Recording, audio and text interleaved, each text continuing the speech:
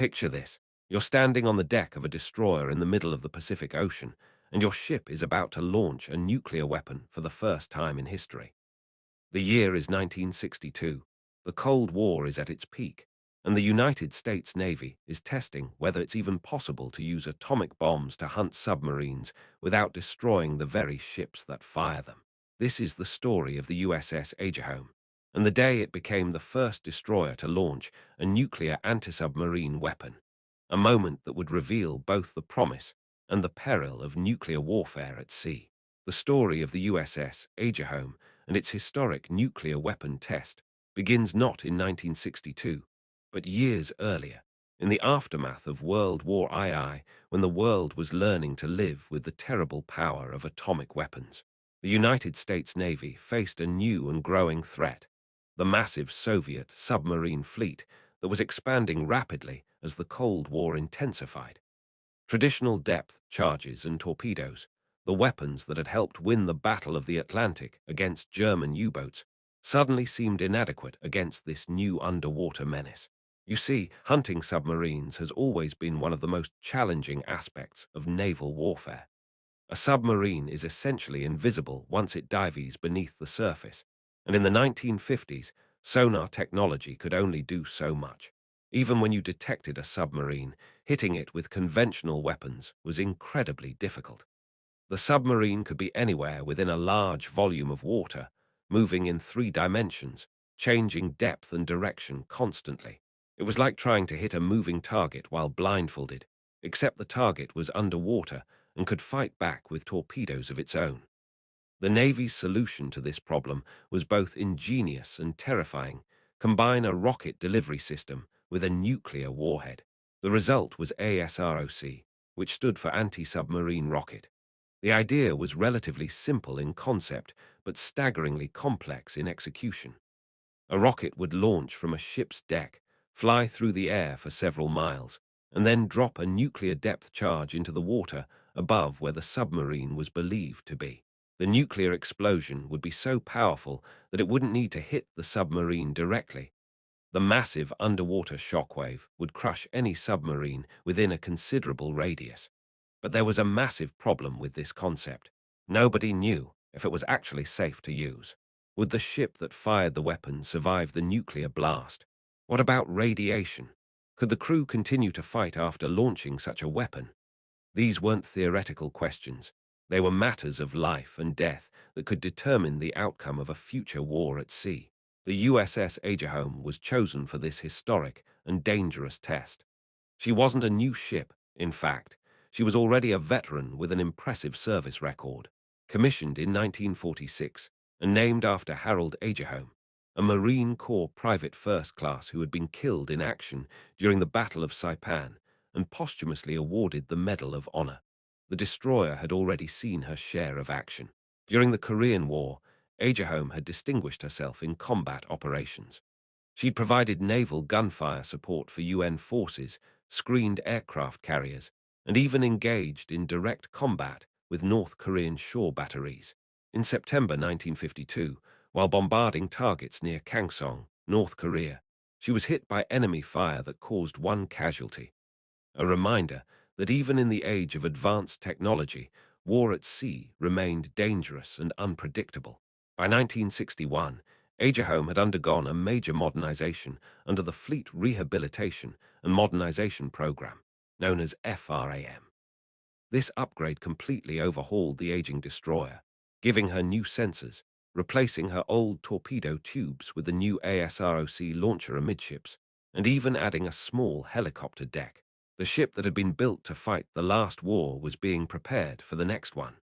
The nuclear depth charge that Agerholm would fire was designated the W-44 warhead. This wasn't some massive hydrogen bomb. It was a tactical nuclear weapon with a yield of about 10 kilotons, roughly comparable to the bomb dropped on Hiroshima. The warhead was compact, weighing just 170 pounds and measuring about 14 inches in diameter and 25 inches long. It was designed to sink to a predetermined depth before detonating, creating a massive underwater explosion that would generate crushing pressure waves capable of destroying any submarine within range. The test was part of Operation Dominic, a series of 36 nuclear tests conducted by the United States in 1962. The specific test involving the Agerholm was codenamed Swordfish, and it had multiple objectives beyond just seeing if the ASROC system worked. The Navy needed to know exactly what would happen to their own ships when they used these weapons. How close was too close? What kind of damage would the launching ship sustain? Could the crew survive the radiation exposure? These questions couldn't be answered with calculations alone. They needed a real test with real ships and real nuclear weapons. The preparation for Operation Swordfish was extensive and meticulous. The test wouldn't just involve the Agerholm. An entire task force was assembled for the operation. The destroyer Richard B. Anderson served as a backup firing ship in case something went wrong with Agerholm. Most remarkably, the destroyer Borsell was positioned unmanned, and in tow about 2,200 yards from the intended detonation point, her weapons systems operating, but with no crew aboard to see what would happen to a ship caught relatively close to a nuclear blast. Other ships were positioned at various distances to measure different effects. The submarine Razorback was stationed about 2.5 miles away, submerged to periscope depth to monitor underwater effects.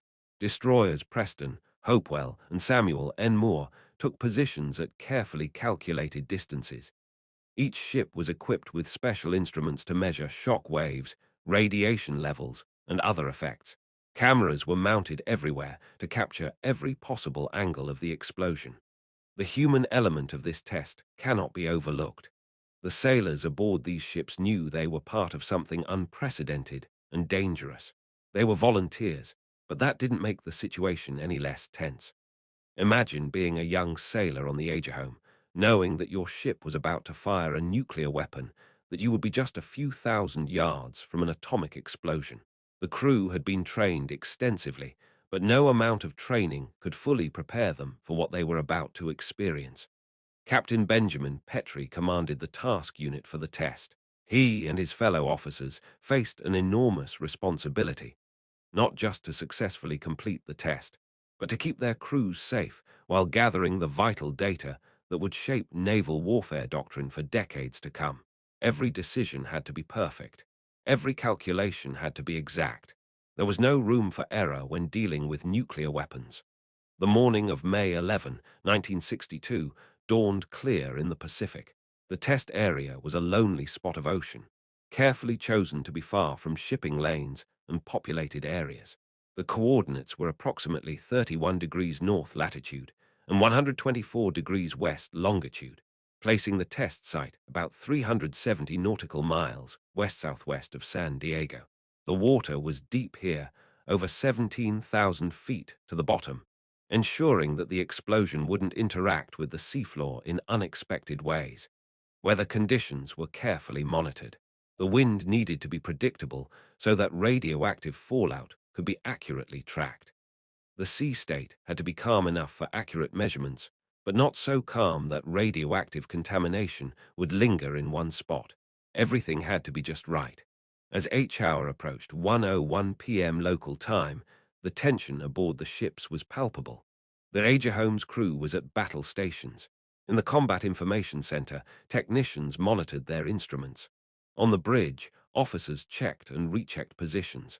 The ASROC launcher was loaded and ready, the nuclear warhead armed and waiting. The countdown began. In those final moments, every sailor knew they were about to witness something that had never been done before. The Agerholm was about to fire a nuclear weapon in anger, even if the enemy was just a target raft, and nobody could be absolutely certain what would happen next. The launch sequence initiated. The ASROC launcher elevated to 45 degrees. The rocket motor ignited with a roar, and the missile leaped from the ship, trailing fire and smoke as it arced through the clear Pacific sky. The rocket flew for about 40 seconds, following its ballistic trajectory toward the target raft, positioned 48 yards away, just over 2.5 miles. At the calculated point in its flight, the rocket motor separated from the payload. The W-44 nuclear depth charge, now free of its booster, continued on its trajectory before splashing into the ocean just 20 yards from the target raft. An remarkably accurate shot, considering the technology of the era. The warhead sank rapidly through the clear blue water, its barometric fuse counting down the pressure as it descended. At 650 feet below the surface, the fuse triggered. In an instant, a small amount of plutonium was compressed to supercriticality, initiating a nuclear chain reaction.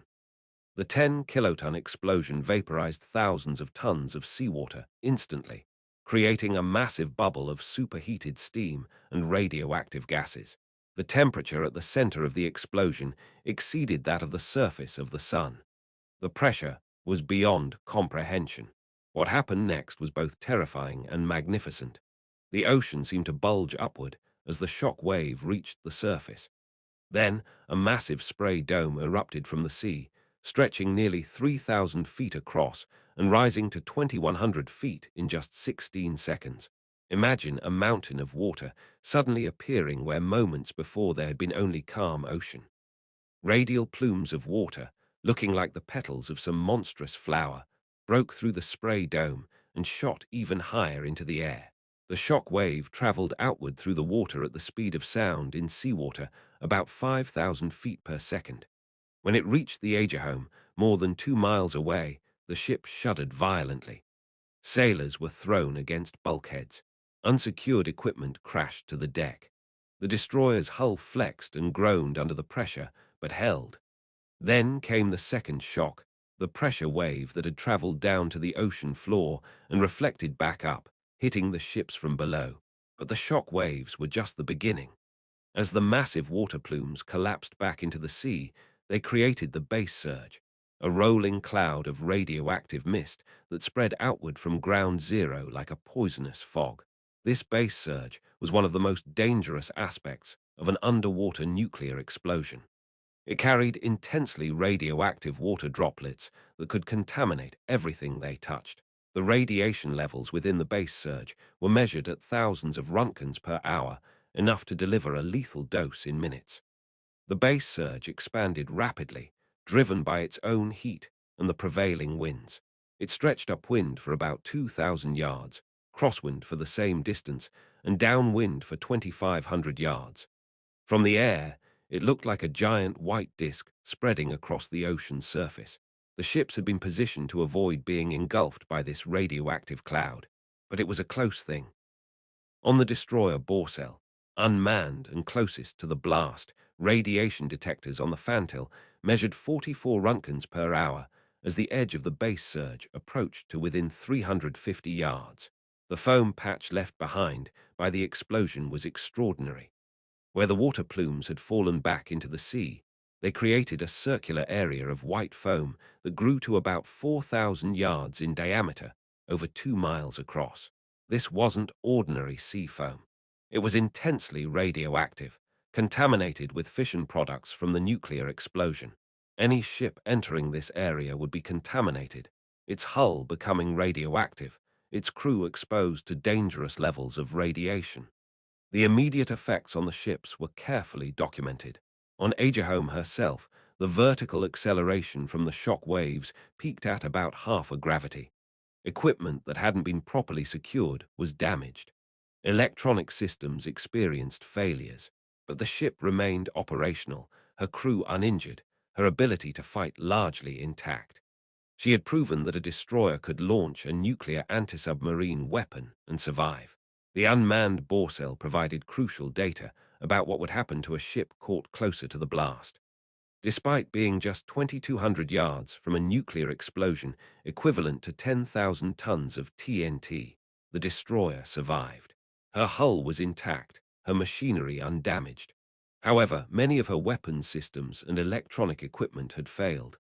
Radar antennas were bent, gun mounts were damaged, and delicate electronic components were destroyed by the shock. If she had been manned and in combat, she would have been severely degraded as a fighting unit, but could have limped home under her own power.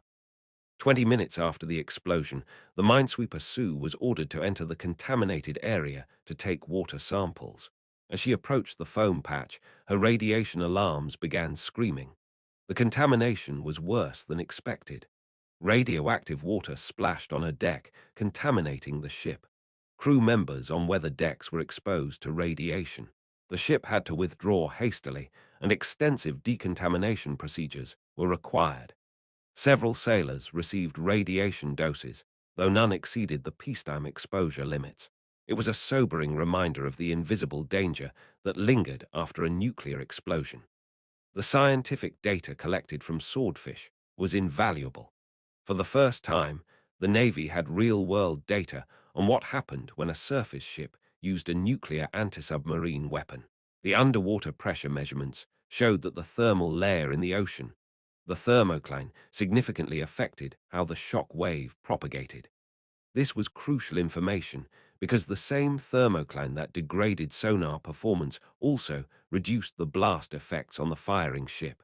The radiation measurements were particularly important. The test proved that a destroyer could fire an ASROC nuclear weapon without suffering radiation casualties, provided it maintained adequate distance and avoided the base surge. The minimum safe firing range was established at about 2,000 yards, though this could be reduced to 1,600 yards if the ship immediately turned away and ran at high speed to avoid the expanding radioactive cloud. But Swordfish revealed problems as well as solutions. The sonar conditions after the explosion were severely degraded. The explosion had released massive amounts of gas into the water, created turbulence that persisted for hours, and generated reverberations that made sonar detection almost impossible. A submarine that survived the initial blast would be effectively invisible to sonar for a considerable time. The firing ship would have no way to confirm a kill or detect a surviving enemy submarine preparing a counterattack. The contaminated water pool presented another challenge. The radioactive foam patch drifted with the current, spreading contamination over a widening area. Ships had to avoid this area or risk contamination. The pool was tracked for over 20 days after the test. By then, it had drifted 50 miles south, still radioactive, though much diminished. Any naval battle involving nuclear anti-submarine weapons would leave areas of the ocean dangerously contaminated for weeks. The psychological impact on the crews cannot be understated. These sailors had witnessed the awesome and terrible power of nuclear weapons firsthand. They had felt their ships shudder from the shock waves, seen the mountain of water rise from the sea, watched the radioactive cloud spread across the ocean. Some were exhilarated by the experience, proud to have been part of history. Others were deeply disturbed by what they had seen, troubled by the implications of bringing such weapons to sea. The Agerholm's crew in particular carried the distinction of being the first to fire a nuclear weapon from a surface ship in an operational test. But this distinction came with a burden.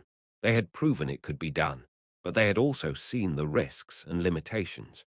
Nuclear anti-submarine weapons were not a magic solution to the submarine threat. They were powerful but dangerous tools that could be as hazardous to the user as to the enemy. The strategic implications of Swordfish were profound. The test occurred at the height of the Cold War, just months before the Cuban Missile Crisis would bring the world to the brink of nuclear war. The Soviet Union was watching carefully, and the successful test sent a clear message: the United States Navy could and would use nuclear weapons to defend against submarine attack. This capability added a new dimension to naval warfare and submarine operations. But it also raised troubling questions. What would happen if both sides used nuclear anti-submarine weapons in a naval battle? The contamination would make large areas of ocean unusable. Ships would be fighting in a radioactive environment. Crew casualties from radiation could exceed those from conventional combat. The escalation potential was enormous. Would the use of a tactical nuclear weapon at sea trigger a strategic nuclear exchange? The Navy grappled with these questions in developing doctrine for nuclear weapons at sea. Strict protocols were established for the authorization and use of nuclear ASROCs. Only the President could authorize their use. Elaborate safeguards were put in place to prevent accidental or unauthorized launches. Special teams were trained to handle and maintain the weapons. Storage facilities on ships were hardened and secured. The ASROC system itself evolved based on the lessons of Swordfish. The launcher was improved to be more reliable and faster to reload. The fire control system was refined to better calculate the optimal intercept point.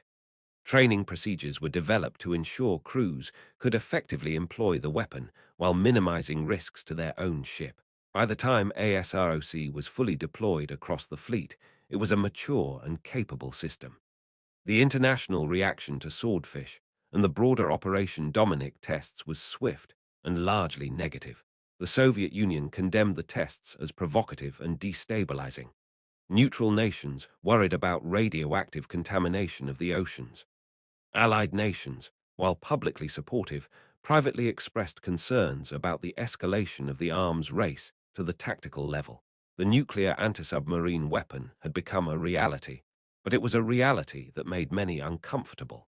Within a year of Swordfish, the geopolitical landscape had shifted dramatically.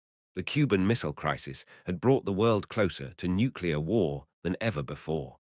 In its aftermath, both superpowers recognized the need for restraint. The Limited Test Ban Treaty of 1963 prohibited nuclear tests in the atmosphere, in space, and underwater. Swordfish had been one of the last underwater nuclear tests. The data it provided would have to suffice for decades to come. The Agerholm continued her service after her moment of nuclear history. She returned to routine deployments, though now with the knowledge and capability to deliver nuclear weapons if needed. During the Vietnam War, she provided naval gunfire support, escorted aircraft carriers, and rescued downed pilots. Her crew performed these duties with the same professionalism they had shown during Swordfish, but the nuclear test remained the defining moment of the ship's career. The sailors who served aboard Agerholm during Swordfish carried their experience with them for the rest of their lives. Some struggled with what they had witnessed, particularly as the long-term effects of radiation exposure became better understood. The Navy established medical monitoring programs for test participants, though many felt these efforts were too little, too late. Decades later, some crew members would develop cancers that might have been linked to their exposure during the test. The technical success of Swordfish led to the widespread deployment of nuclear ASROCs throughout the Navy. By the mid-1960s, over 200 U.S. Navy ships carried the weapon. Allied navies were equipped with conventional ASROC systems that could be quickly converted to nuclear capability if needed. The nuclear depth charge had become a standard part of the Navy's anti-submarine arsenal. But even as the weapons were deployed, doubts persisted about their utility. War games and exercises revealed the complications of using nuclear weapons at sea. The contamination problem was worse than initially thought. The degradation of sonar conditions made follow-up attacks nearly impossible. The risk of escalation remained high. Many naval officers privately questioned whether nuclear ASROCs would ever be used, except in the most extreme circumstances.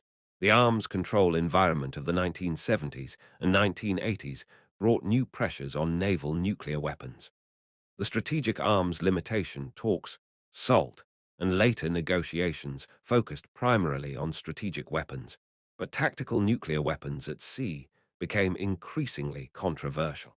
Environmental groups raised concerns about nuclear-armed ships visiting foreign ports.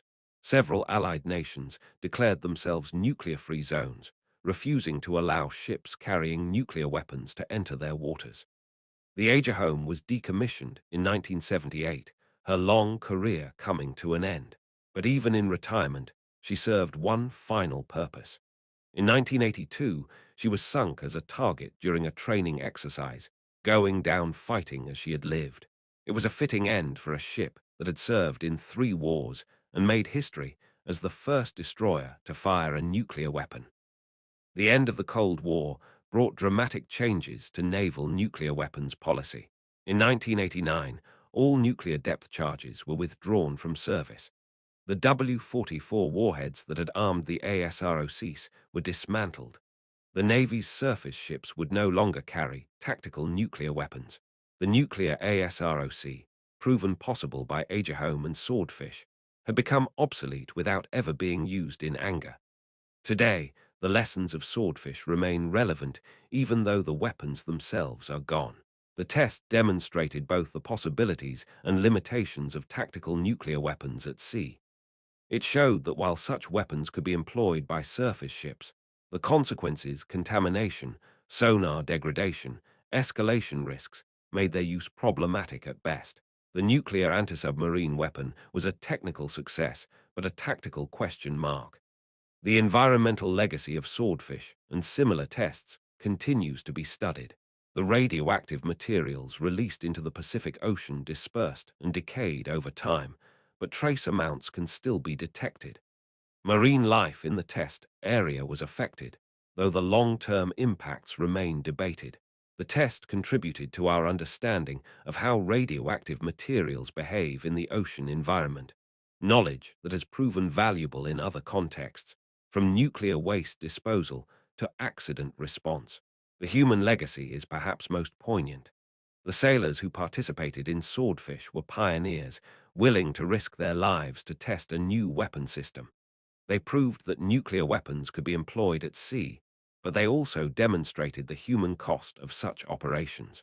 Their exposure to radiation, their psychological stress, their long-term health concerns, these were the prices paid for knowledge that, thankfully, has never had to be applied in combat. The strategic legacy of Swordfish extends beyond naval warfare. The test contributed to the broader understanding of nuclear weapons effects, escalation dynamics, and arms control requirements. It helped shape policies on nuclear weapons storage, handling, and employment that influenced not just the Navy but all services. The detailed data collected during the test continues to inform models and simulations used in nuclear weapons policy planning.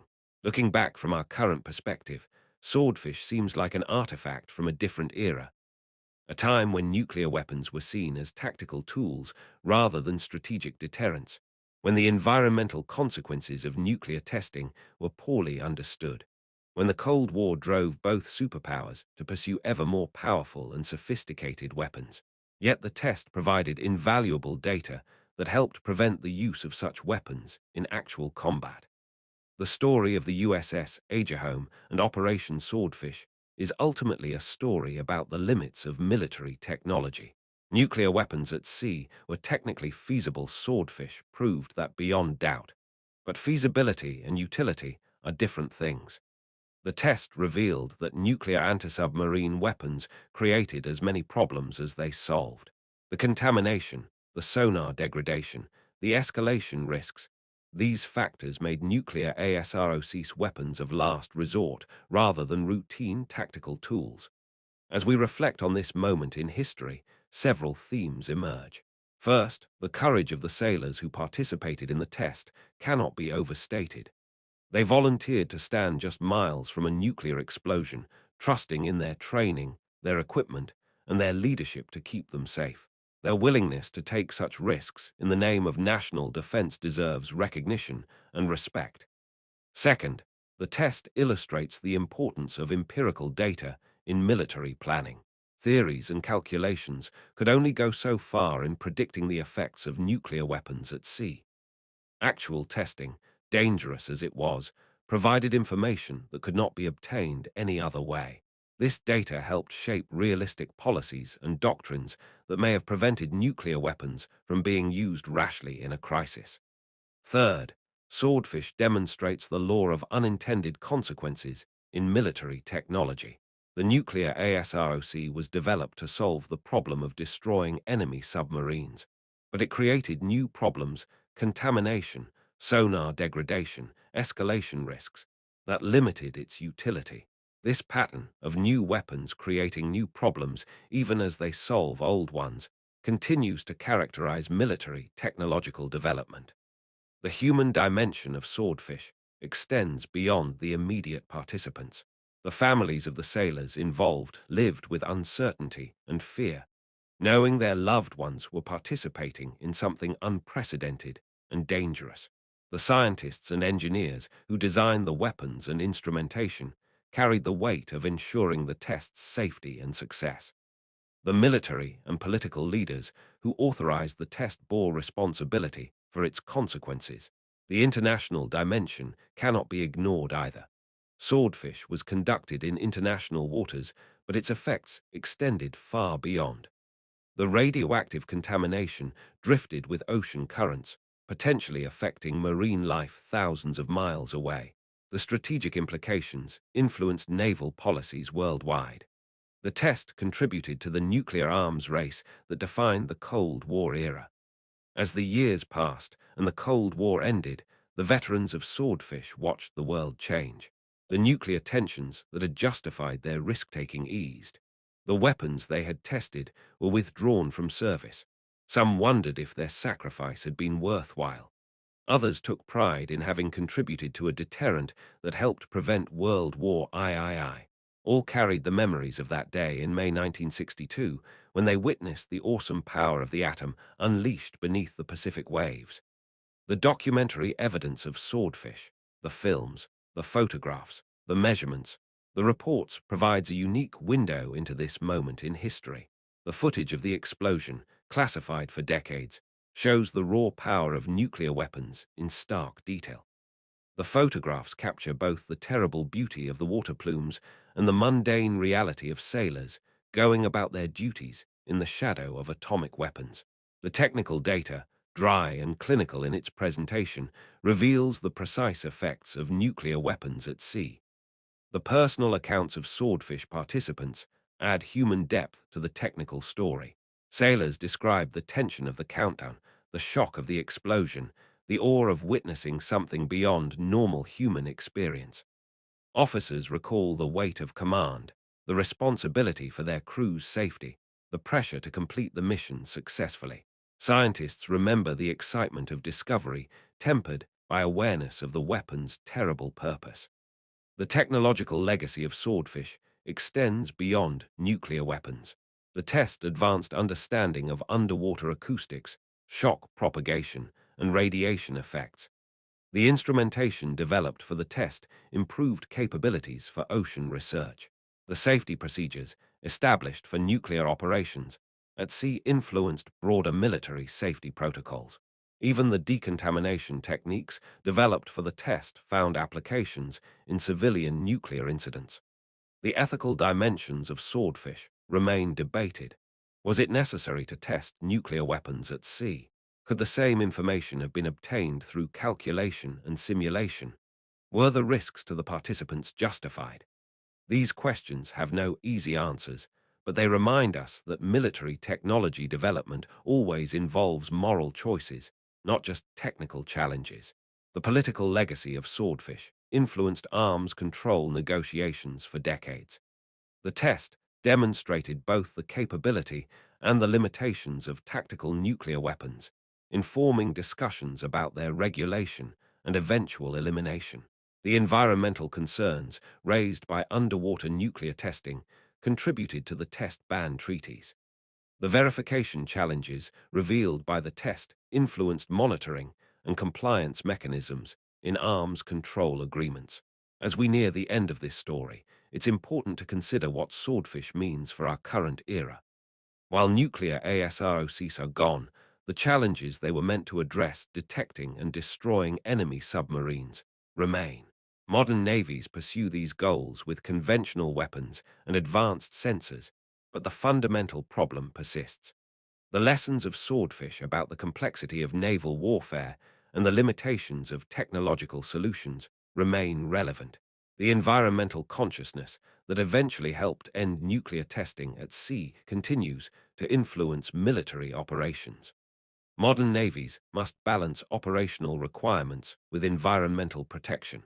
The contamination caused by Swordfish and similar tests serves as a cautionary tale about the long-term consequences of military activities. The ocean, vast as it is, cannot absorb unlimited abuse without consequences. The human factors revealed by Swordfish also resonate today. Military personnel continue to face risks from new technologies, from depleted uranium munitions to directed energy weapons. The need to balance operational effectiveness with personnel safety remains a constant challenge. The medical monitoring of test participants established precedents, for tracking the health of military personnel exposed to hazardous materials.